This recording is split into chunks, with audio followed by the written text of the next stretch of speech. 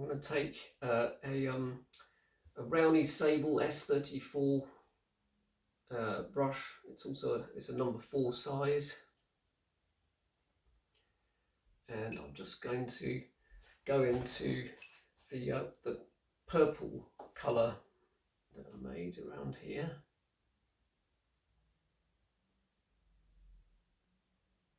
Bit of blue, bit of purple, and I'll just test it. That's good.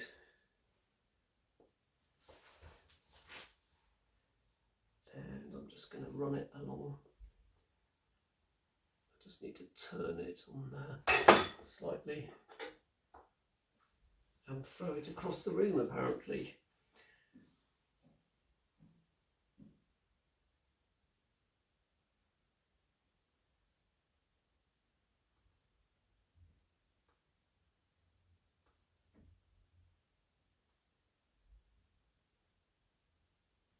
And this is the edge of the waterline foam, if you like, and it is there. It does exist. It's always difficult to know in watercolour exactly how much detail to do with a seascape anyway.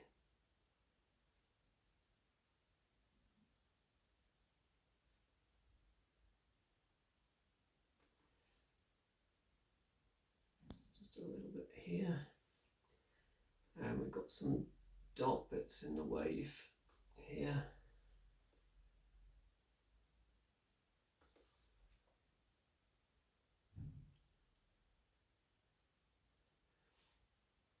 Because believe it or not, waves have a kind of structure to them.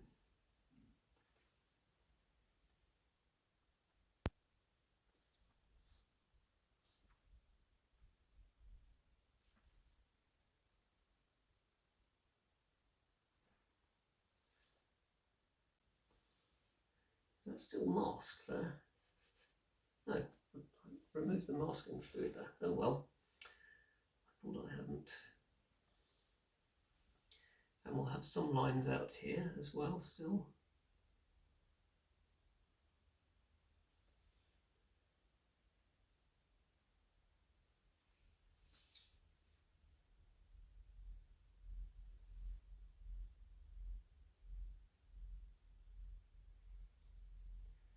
Then you find you can put a bit of shadow actually sort of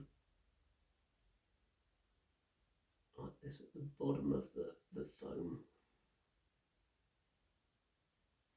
as the wave breaks.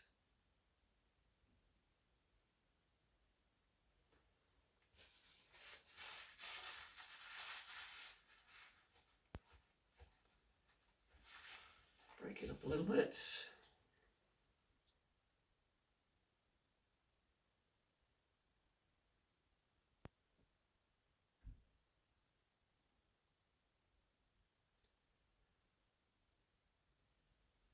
Even the white foam has a sort of shadow to it. It depends on how literal you want to be about everything, how much detail you want to do, and you can kill it with detail, or you can really enhance it.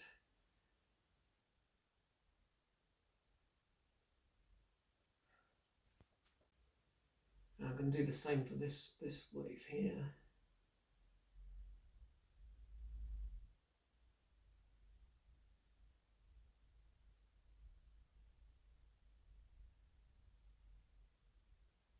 So that's the kind of the top side of it done. And then we have some at the bottom.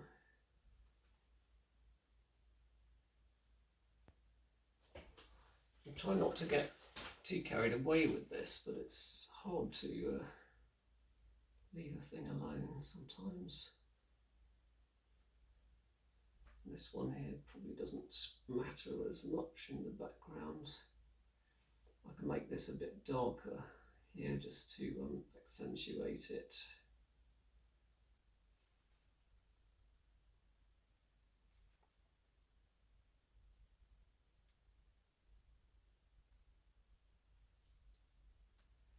What we're doing. Oh yeah, some down here.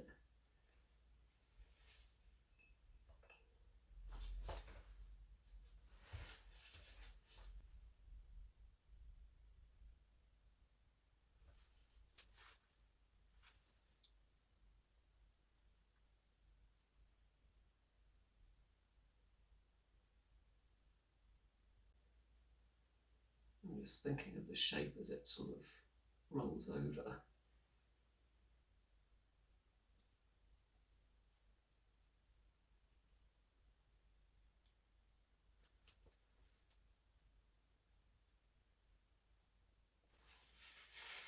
Didn't like that one.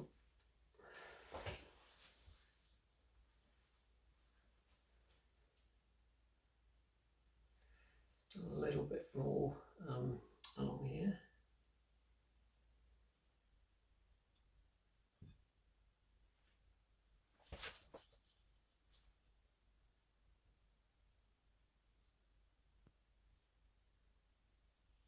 And let's do the same.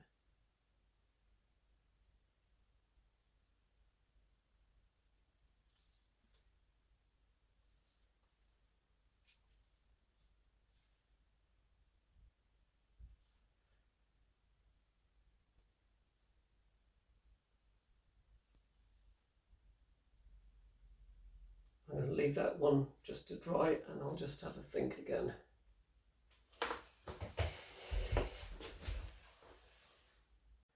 While that's drying, I'm just going to show you the reference photo that I'm using. Here you can see it's actually my son Harry on a beach with Jamie in Portugal about a year and a bit ago. And I'm not trying to copy it slavishly, but just take some elements from it that'll work in a painting. And you see I chickened out of painting Jamie completely. You notice he's in a red top, and I'm debating whether to keep him in a red top or actually make him basically purple. So that's going to be a critical colour, because that's where the eye is going to go. I'm thinking it's going to be predominantly red with a tad of purple colour. So may as well be bold, may as well fail with glory, I suppose, than have an insipid painting.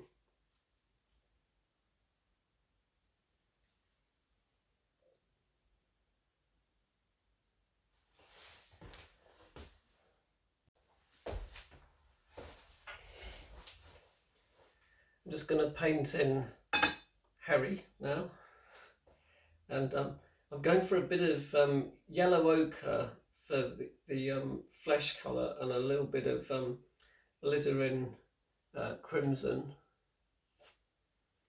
which I'll just generally paint his face with.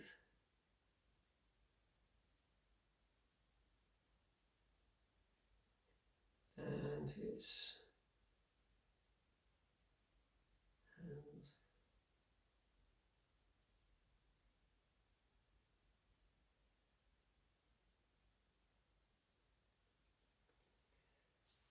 hands. And his foot.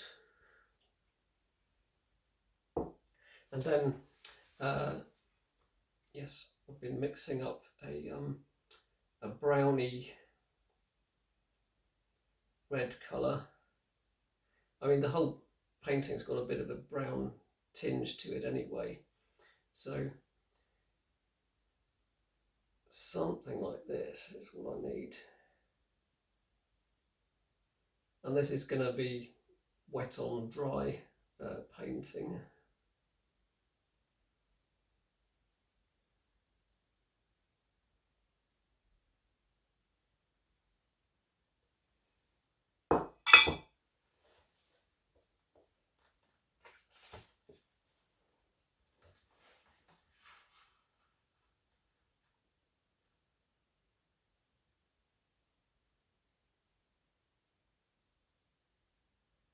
it's just shapes, it's not people as such.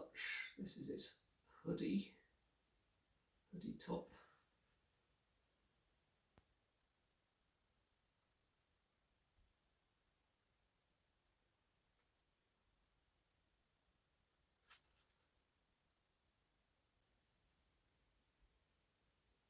Even a little bit of separation for his arm maybe.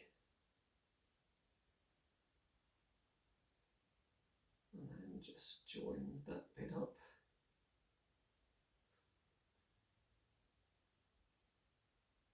Because he's got a little bit of something or other sticking out there.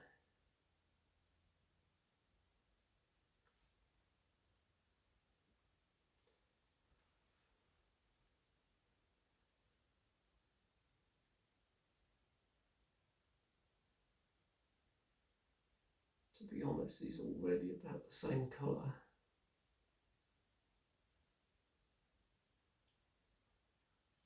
So I think I'm just going to obliterate the hand there.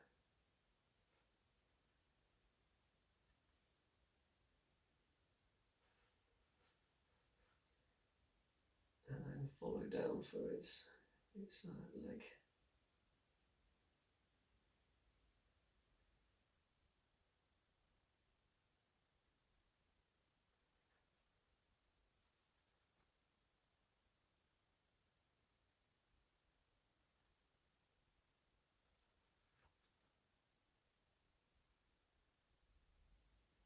There you go. You can sort of do people, but just try to imagine that it's not a person, it's just an object, like any other object. Don't know why I did that up by his eyes though.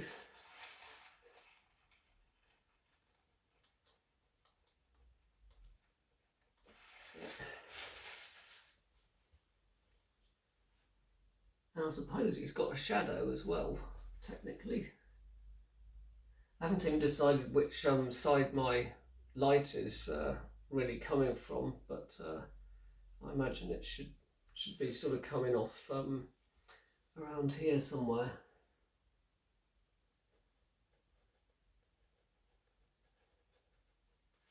I'll do it just kind of generally. And I'm using my purple colour for that.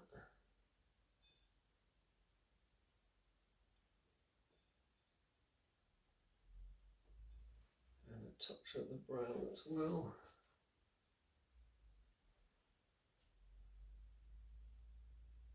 Maybe slightly less.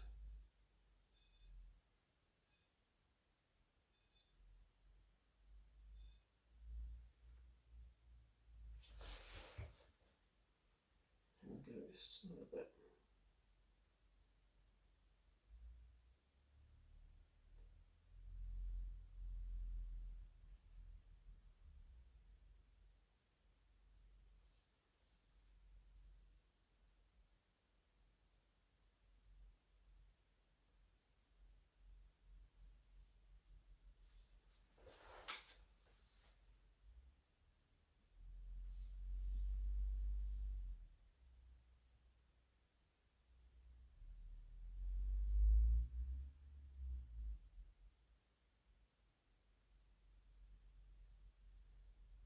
Well, we've got that.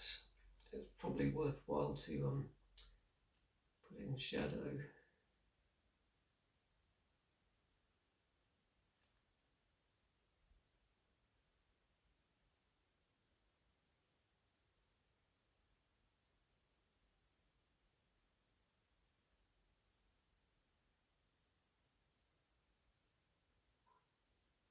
You can sort of unify things a bit then.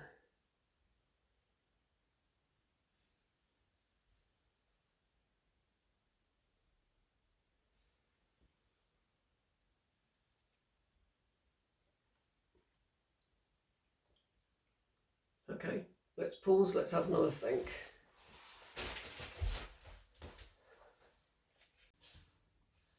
Welcome back.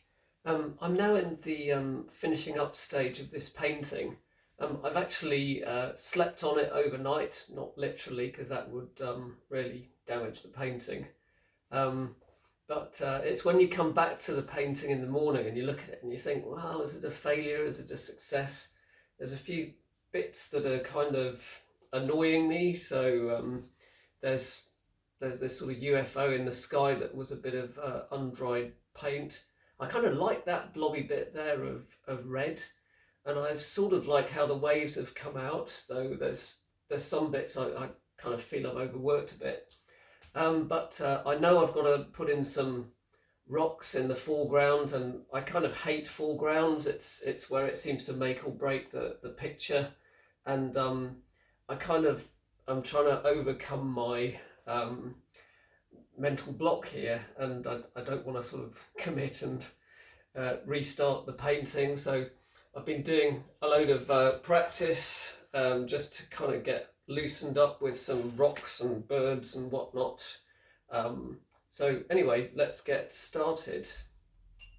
Firstly, I'm going to do some Van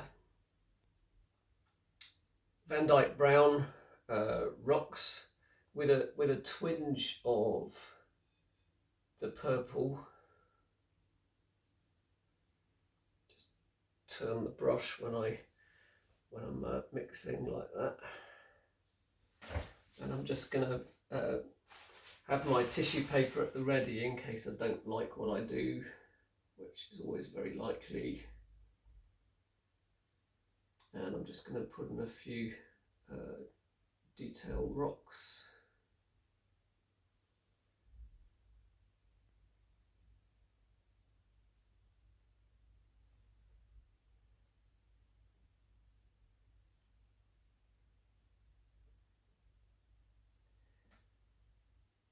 If you tend to like give them a flat base, then you can get away with quite a lot in terms of them not being absolutely perfect rocks. You just got to try and think about flow and rhythm on the paper and what looks good, what's likely. Think about the perspective going in. I know on the, I'm just moving my laptop screen a bit. Yeah, there's a few things along here that I'm going to strengthen up. It was bits of sort of seaweedy stuff that exists in the picture. I'm not quite sure what it is.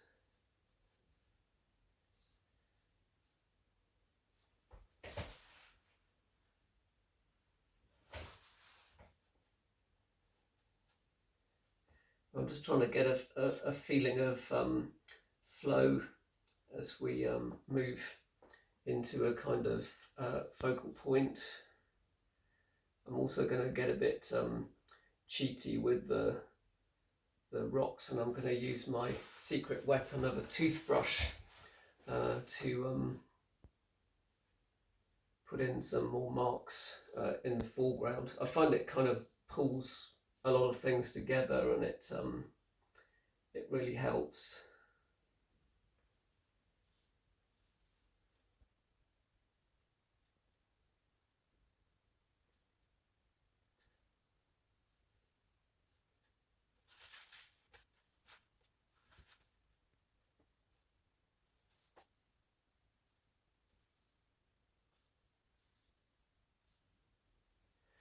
I'm just going to go to a bigger brush. This is a Scepter Gold, I think it is, sable synthetic little flat brush.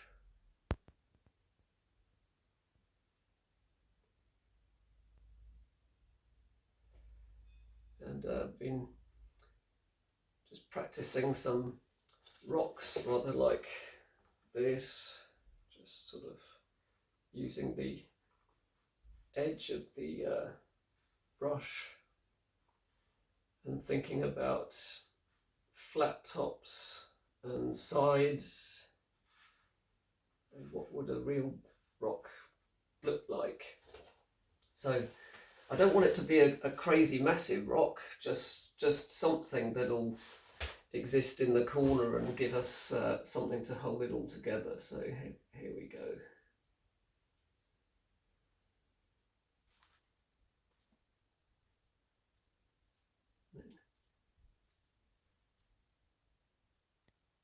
Up and down.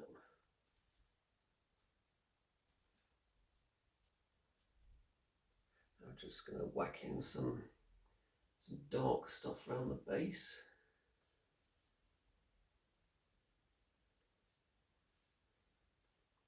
And some bits here and there, down here.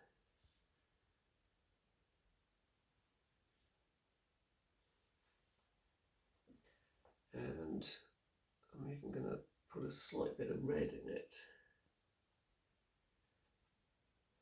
Gives it a little something.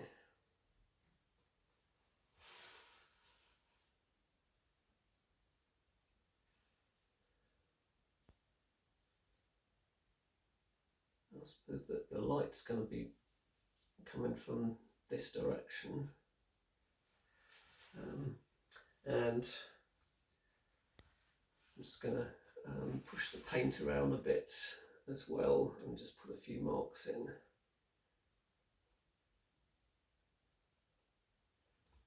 Just give it a bit of texture.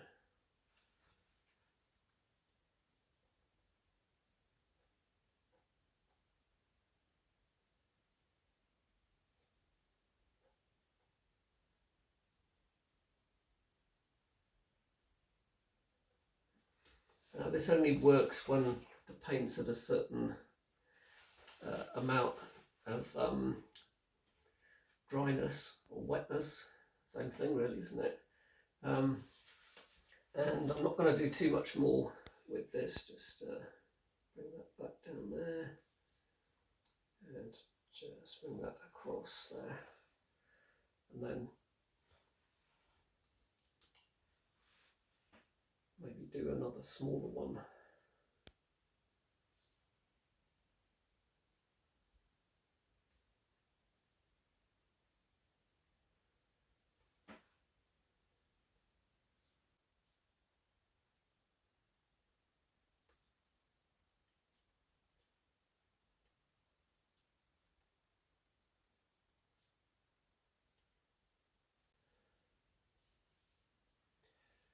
Drop in some thicker paint at the base, just a tinsy bit of red going on in it.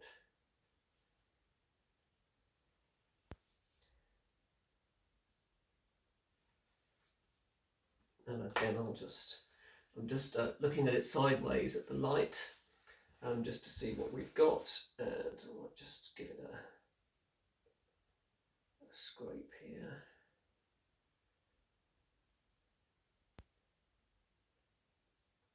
Just to make some marks.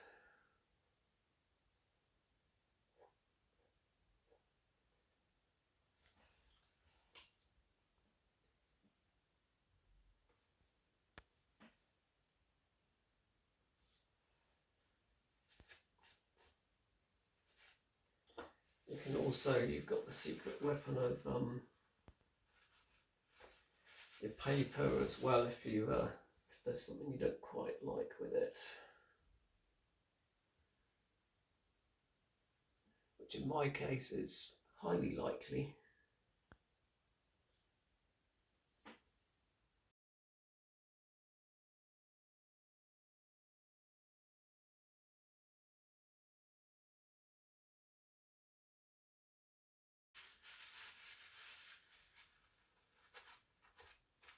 He says, fiddling with it.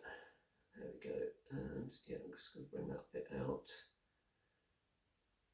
I mean, really this bit's in shadow, I'm guessing. I think this is a sort of right to left light painting.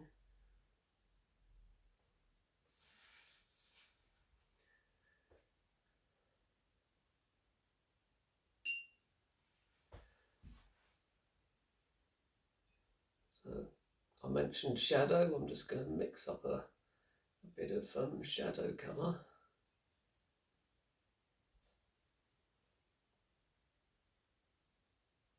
Predominantly I'm using the ultramarine blue and alizarin crimson, and I've just shoved a tiny bit of the Van Dyke brown into it as well.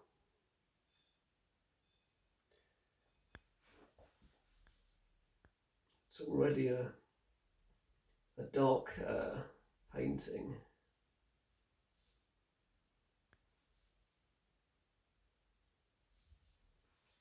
You can do a little bit of shadows.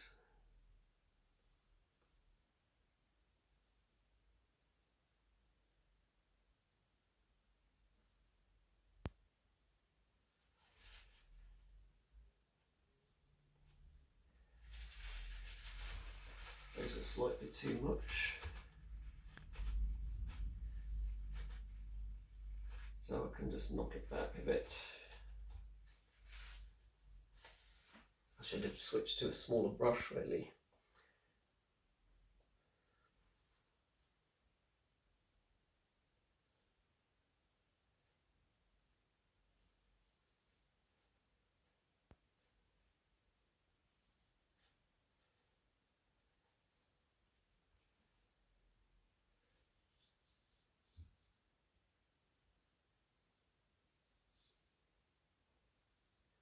I'm trying to bring it all together really, and that's always the challenge in watercolour. And I'm just sort of looking at it, standing back from it, and thinking, what can I do? Yeah. I think a bit of foreground spattering with the toothbrush. I'm not sure what the brand of toothbrush is. It's definitely not a Kolinsky Sable toothbrush, that's for sure. And there's nothing special about this toothbrush. And I'm just sort of immersing it in very dark paint. And I'm gonna do some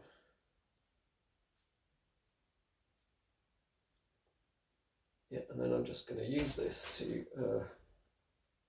mask, like a sort of dry masking.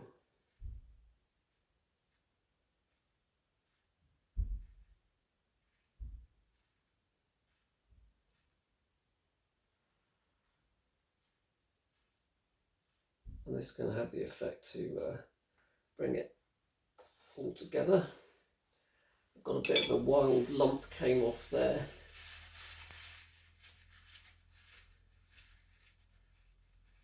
So we'll just press Ctrl Z and undo that one.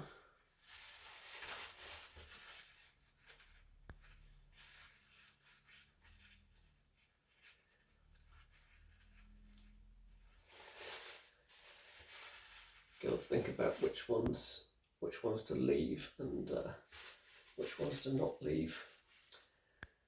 I'm just going to load it up again and do a little bit more.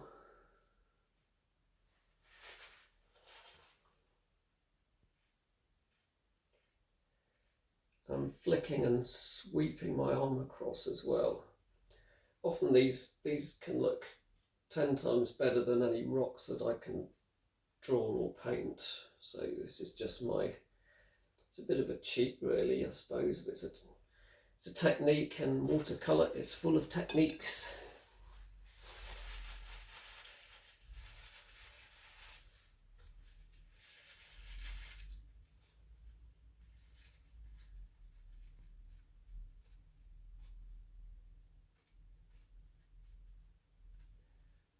And it doesn't hurt, you know, to have a few stray ones. It can look quite good. Yeah, reasonably happy with that. I think that Harry's face could actually do with a slight bit of the shadow colour. I'm someone who's sort of not crazy about painting figures.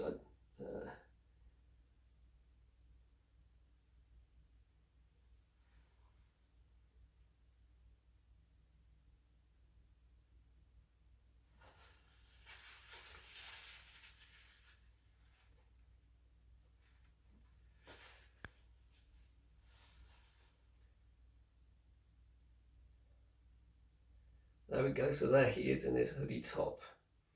And I don't think I'm going to do too much more with this. I mean, there's a couple of things I could do. I could stick some birds in. I could try and stick a bird across this UFO in the sky, but I could make quite a mess if I do that.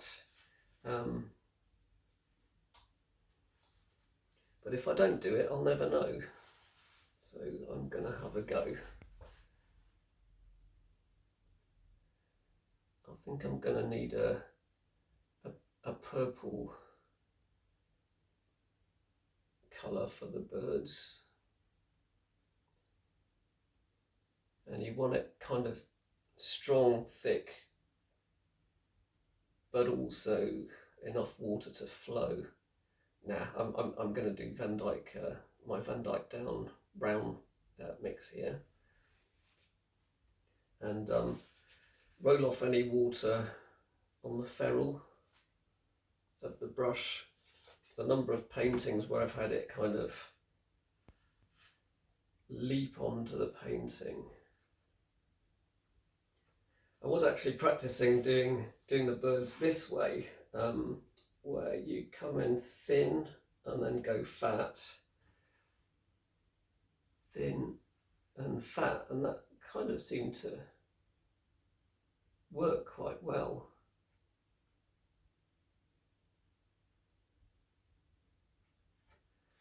But and you can do smaller birds as well, and you want them to sort of rise up.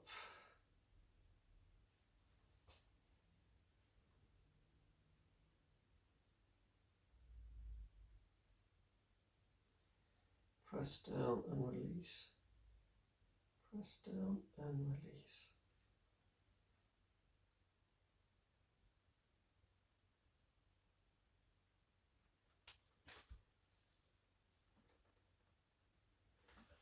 And I'll just angle the paper slightly.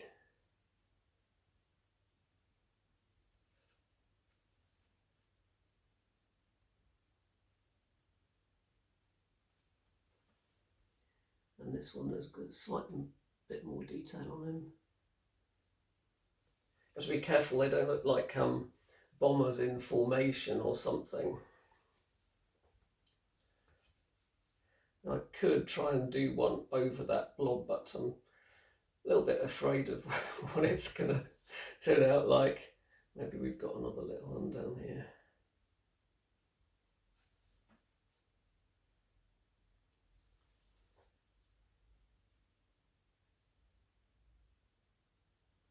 There we go, and I'm going to leave it there. I hope you enjoyed this.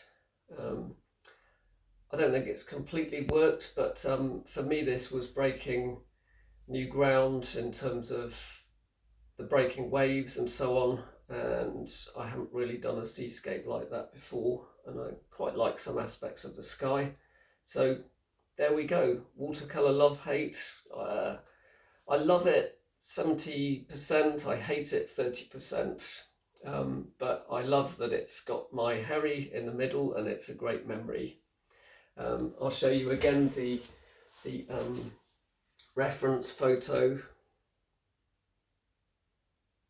which has got Jamie on there as well, but I didn't want to attempt 2 kids in one day. So there you have it. Thanks for watching, and please like and subscribe and keep painting.